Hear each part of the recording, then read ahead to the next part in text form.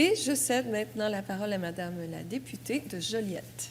Merci beaucoup, Madame la Présidente. Mes premiers mots aussi vont à des remerciements pour la collègue de Verdun, qui a été très généreuse de permettre à ma collègue de Sherbrooke et à moi-même de pouvoir parler avant elle, parce qu'on doit être en commission en même temps.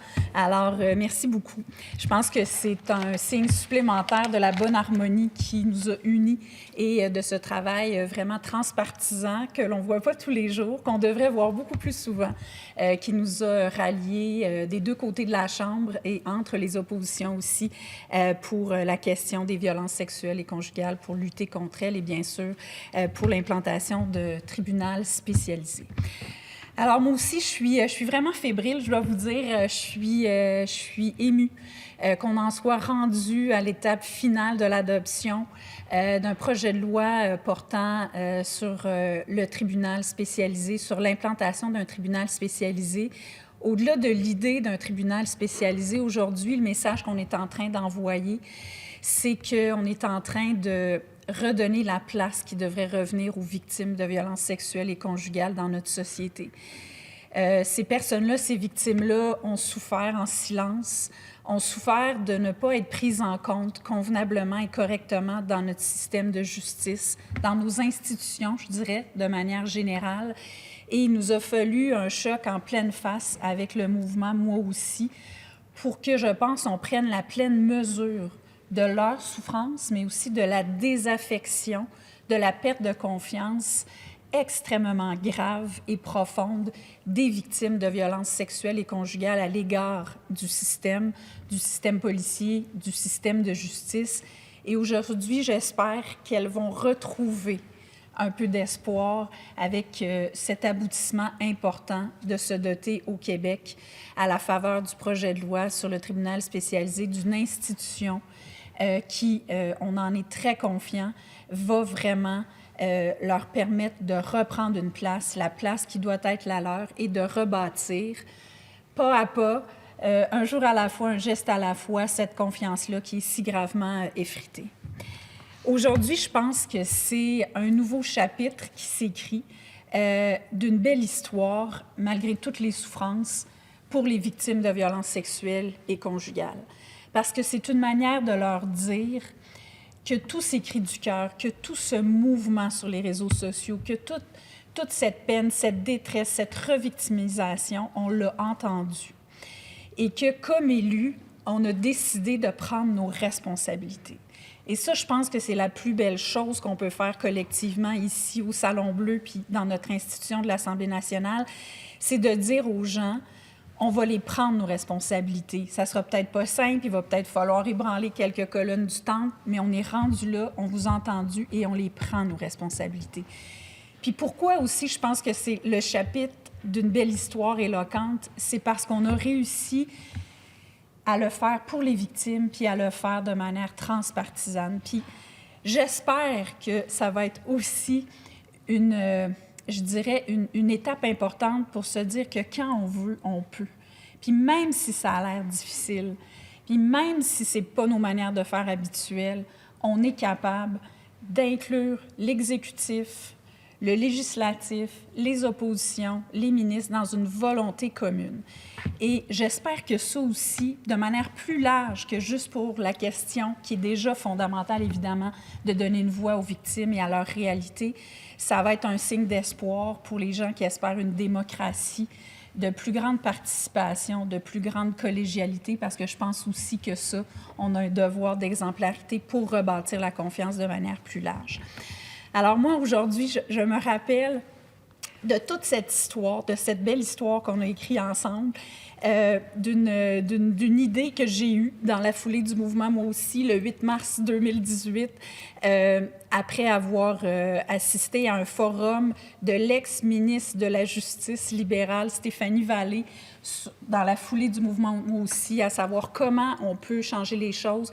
puis à m'être questionnée, puis à regarder ce qui se faisait ailleurs, puis à voir cette idée des tribunaux spécialisés, notamment en Nouvelle-Zélande et en Afrique du Sud, d'avoir lancé cette idée-là, qui a commencé à faire du chemin. Dans la foulée de l'affaire Roson, où très peu de plaintes, une seule en fait, a été retenue, d'avoir interpellé l'ex-ministre de la Justice, la présidente du Conseil du Trésor, en lui tendant la main, en lui disant « Il me semble qu'on doit travailler ensemble sur comment rebâtir la confiance », comment implanter des tribunaux spécialisés.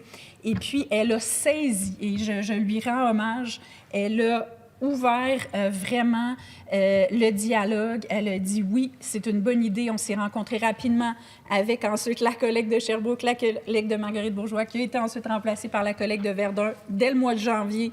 Moi, je l'avais interpellée en décembre. Dès le mois de janvier, on se rencontrait à Montréal.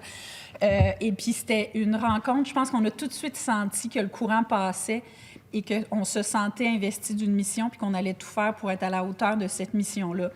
Ensuite, l'histoire a continué. On s'est adjoint un comité extraordinaire avec 2 coprésidentes que je veux saluer, Mme Elisabeth Corté, Mme Julie Desrosiers, et un groupe d'experts qui a pas lésiné sur les efforts, qui s'est réuni pendant des heures et des heures et des semaines, et pendant plus d'1 année. Et puis finalement, comme le disait ma collègue, on a déposé il y a un peu moins d'1 an le rapport Rebâtir la confiance, qui avait 190 recommandations, mais une recommandation centrale qui est ce tribunal spécialisé. Et pourquoi c'est central, le tribunal spécialisé? C'est parce que c'est une manière de dire aux victimes qu'on leur a toujours demandé, même si elles sont des victimes de crimes extrêmement complexes, personnels, différents d'un vol, d'une fraude, et surtout très intimes, on leur a toujours demandé de s'adapter au système de justice, de faire comme si c'était un crime comme les autres. Mais aujourd'hui, avec un tribunal spécialisé, on envoie un message puissant qui est de dire qu'enfin, c'est le système de justice qui s'adapte à la réalité, aux besoins, à la complexité de la situation des personnes victimes de violences sexuelles et conjugales. Et ça, en soi, c'est une mini-révolution. Je le qualifie comme ça depuis des mois. Je le pense vraiment. Parce qu'il y a cette espèce d'idée que pour rendre justice, il faut que tout soit pareil. Mais au contraire, si tout est tout le temps pareil, qu'on ne s'adapte pas à la réalité des crimes qui sont devant nous, à la réalité des victimes qui sont devant nous, bien, on assiste à des dénis de justice. Donc, ce n'est pas la justice de ne pas tenir en compte de ces spécificités-là, de cette complexité-là accrue et de ces crimes tellement atroces qui sont un véritable fléau dans notre société. On s'en rend compte avec ces mouvements-là à quel point c'est endémique et ça n'a pas de sens. Donc, c'est un levier sur lequel on travaille aujourd'hui. Bien sûr, il faut travailler beaucoup en prévention, mais avec le tribunal spécialisé, non seulement ça va changer concrètement les choses, mais ça envoie un message puissant qu'on est capable, quand on le veut, de changer le cours des choses et de changer nos institutions. Donc, bref, il y a eu ce rapport. Et ce qui est formidable, c'est qu'on est tout de suite allé cogner les 4 élus ensemble à la porte des ministres concernés, dont le ministre actuel de la Justice, qui nous a reçus avec la plus grande ouverture. Et on a tout de suite senti son engagement.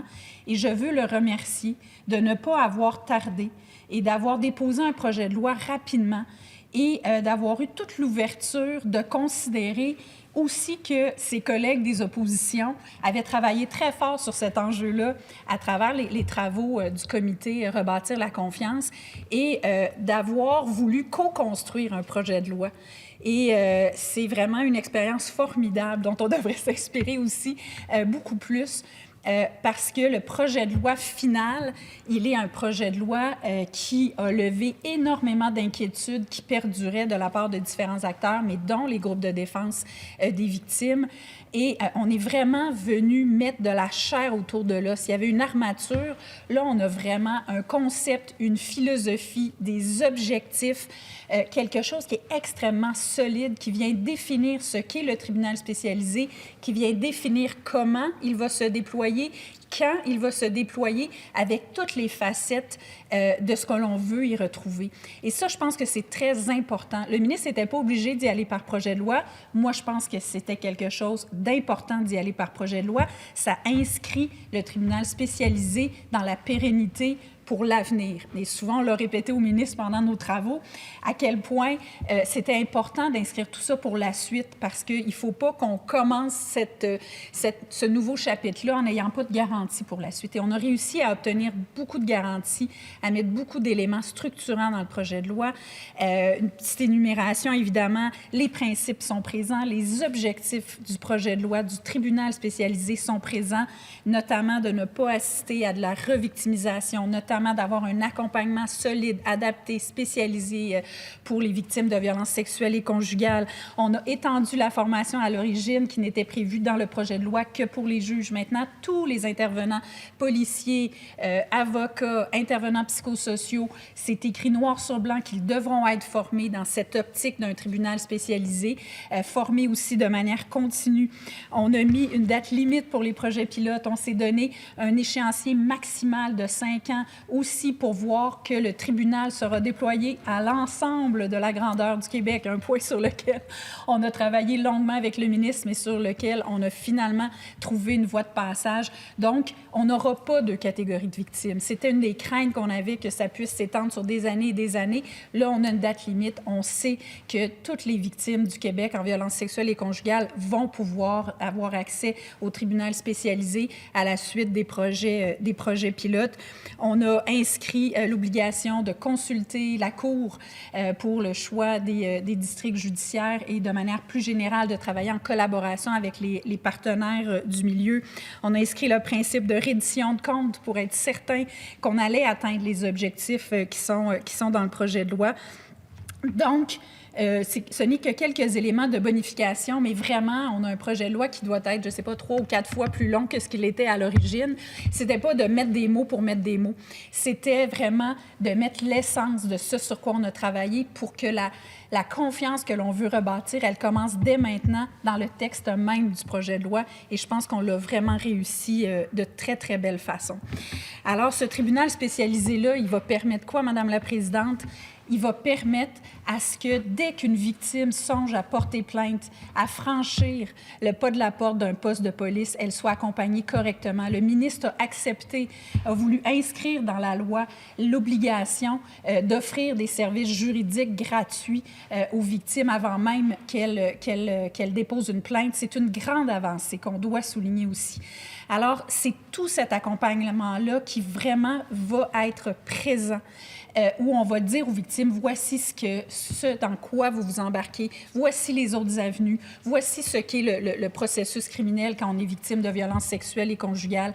Elles vont être accompagnées pendant tout leur parcours. Ensuite, on a cette obligation-là d'avoir un seul procureur, donc ce qu'on appelle dans le jargon la poursuite verticale. On va essayer qu'évidemment que ça soit la même chose pour les policiers formés, spécialisés, des procureurs spécialisés, même chose des avocats de la défense qui vont être formés. Une formation pas juste en droit, une formation sur l'impact des traumatismes, sur la réalité des victimes de violences sexuelles et conjugales, sur l'impact que ça a sur la mémoire, l'impact que ça a quand tu viens pour rendre un témoignage, l'impact que ça a de te sentir aussi au banc des accusés quand c'est pas toi l'accusé, quand tu es malheureusement encore dans notre système un témoin, mais que tu dois être beaucoup plus qu'un témoin quand c'est ta vie personnelle, intime, qui a été attaquée au plus profond de ce que tu es comme humaine ou comme humain, comme personne. Donc, bref, tout cet accompagnement-là va être présent et jusqu'à l'audition, si on se rend à l'audition, où on va avoir une garantie d'être avec des gens qui sont formés, spécialisés, avec la présence d'intervenants psychosociaux, avec ces liens-là qui sont fondamentaux, avec le respect des règles aussi pour que la victime, elle ait toute sa place et qu'on tienne compte de ses besoins à elle, de ses attentes à elle et non pas juste de ce typique, je dirais, bras de fer entre la couronne et la défense, mais qu'on prenne compte pleinement de la réalité des victimes. Alors, bref, en terminant, je veux remercier tous les collègues, mes précieuses collègues des oppositions avec qui ça a été un bonheur de travailler sincèrement pour ce projet de loi-là, mais pendant les 2 années qui ont précédé au sein du groupe de travail Rebâtir la confiance. Je je sors toujours grandi de ces expériences-là. Madame la Présidente, vous le savez, nous, on a eu une autre expérience sur la question de mourir dans la dignité numéro 1, je dirais. Maintenant, j'en ai avec la collègue de Roberval sur le mourir dans la dignité numéro 2.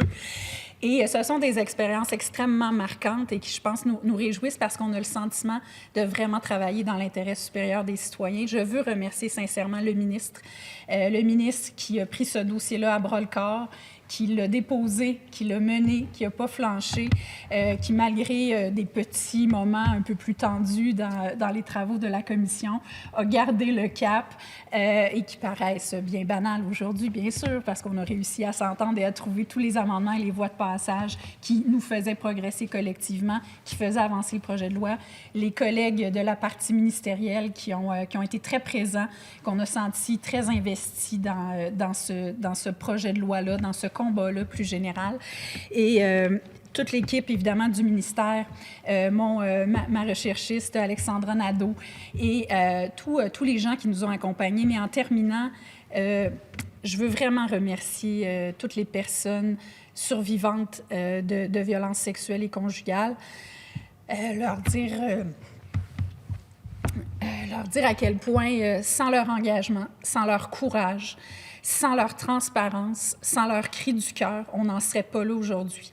Alors, j'espère que ce qu'on franchit aujourd'hui comme étape, c'est un baume sur toute leur souffrance, sur toute leur désillusion, sur toute leur perte de confiance.